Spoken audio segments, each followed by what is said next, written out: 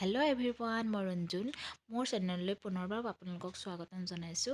আজি আপোনালোকৰ মাজলৈ লৈ আনিলোঁ কোমল আৰু ফুলা ৰুটি কেনেকৈনো বনোৱা সহজ উপায়। আহকচোন কেনেকৈ বনাব পাৰি কোমল আৰু ফুলা ৰুটি।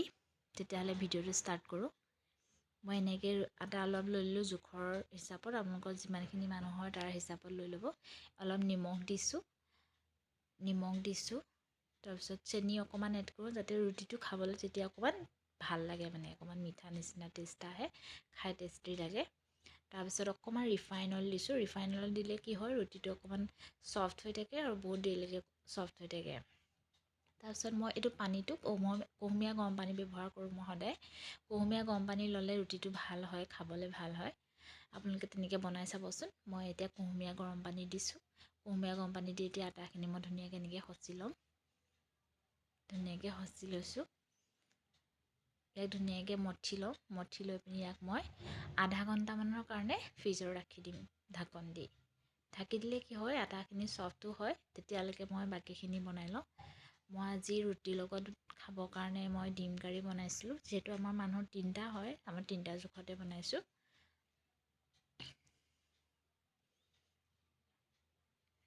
এতিয়া এইখিনি মই ঢাকন দি ৰাখি দিম।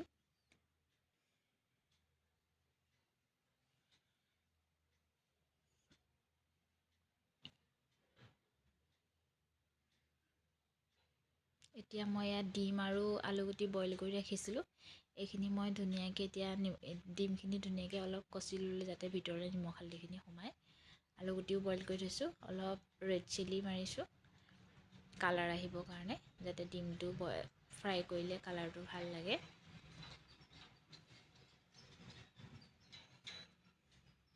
এনেকৈ ধুনীয়াকৈ লগাই লৈছোঁ। নিমখ হালধি ৰেড চিলি অকণমান দি দিছোঁ। বাকী এইটো বিলাহী এটা কাটি লৈছোঁ মই ধুনীয়াকৈ। তাৰপিছত আৰু পিঁয়াজ, আদা, নহৰু এখন এতিয়া মই কেৰাহীখন পাতি ল'লোঁ। ডিমকেইটা ফ্ৰাই কৰি ল'ম ধুনীয়াকৈ।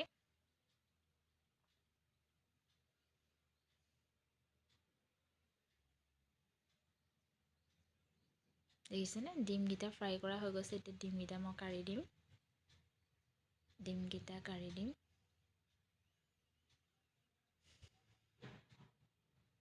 এতিয়া ইয়াতে মই পিঁয়াজ কাটি ৰখা পিঁয়াজখিনি দি দিম। পিঁয়াজখিনি অলপ ফ্ৰাই কৰিম। পিঁয়াজখিনি অকণমান ৰঙা হওঁতে আদা নহৰু পেষ্টটো দি দিম।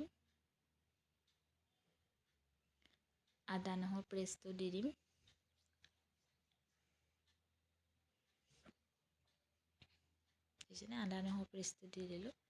এতিয়া এইখিনি অকণমান ফ্ৰাই হ'ব দিম।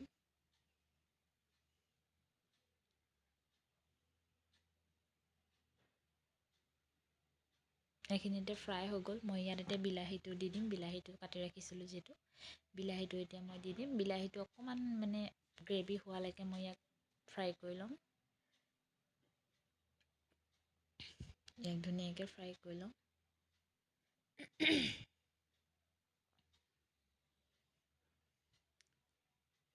মই মছলা যিহেতু ঘৰত খাম, বেছি ব্যৱহাৰ নকৰোঁ। মছলাটো খুব কমেই খোৱা হয়।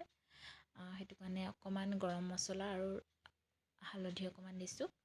আপোনালোকে ইচ্ছা অনুযায়ী দিব পাৰে যদি খায় মছলাটো। আমি খুব কম খাওঁ মছলাটো, সেইকাৰণে কমকৈ ব্যৱহাৰ কৰিছোঁ।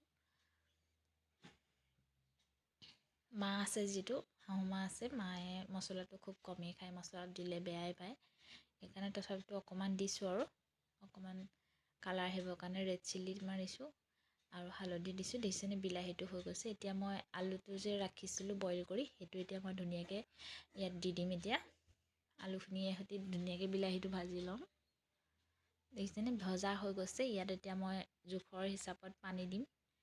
যিহেতু 3টা মানুহৰ কাৰণে আৰু ৰুটিৰ লগতো অকণমান হ'লেই হ'ল, অকণমান পানী দিম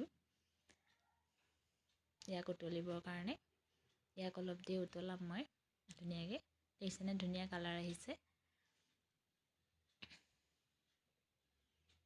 এতিয়া এইখিনি উতলটা অহালৈকে মই কি কৰিম, মই ৰুটিখিনি বনাই লওঁ। ৰুটি আপোনালোকৰ এতিয়া এটাকৈ মই বনাই দেখুৱাম। এইটো দেখিছেনে, এনেকৈ এতিয়া মই গুটি এনেকৈ কৰি ল'ম। এইখিনি উতলি আছে। এইখিনি ডিম কাৰীটো হৈয়ে গ'ল। আৰু ৰুটিৰ কাৰণে ইমানটোৱে জোখৰে হয়। আচলতে ধনিয়া চনিয়া আছিলে, মই আপোনালোকক দেখাবলৈ পাহৰি থাকিলোঁ। ধনিয়াটো দিবলৈই থাকিলে। এইটোতে মই আটাটো ধুনীয়াকৈ ৰুটি এটা বনাই ল'ম। মই বেলনা ব্যৱহাৰ নকৰোঁ, ইয়াতে ধুনীয়াকৈ এনেকৈয়ে বনাই দিওঁ আৰু।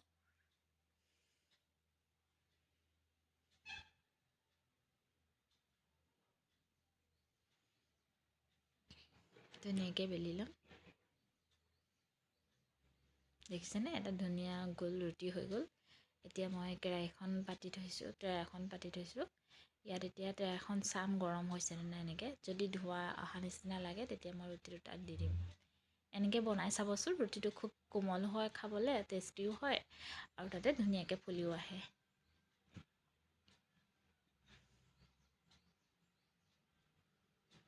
এইটো মানে এটা ছাইড হোৱাৰ পাছতহে লুটিয়াব লাগে, লগালগ লুটিয়াই দিব নালাগে, তেতিয়া পটককৈ ৰুটিটো ফুলি আহে। চাবচোন, এতিয়া ৰুটিটো ধুনীয়াকৈ ফুলি আহিব। দেখিছেনে ৰুটিটো কি ধুনীয়াকৈ ফুলি আহিছে। আপোনালোকে মই বনোৱাৰ দৰে বনাই চাবচোন, আৰু আপোনালোকৰ ফুলিছেনে নাই মোক জনাবলৈ নাপাহৰিব। যদি মই বনোৱা ৰুটি আৰু ডিম কাৰীকণ চাই ভাল পালে তেতিয়াহ'লে মোক কমেণ্ট এটা কৰি জনাব।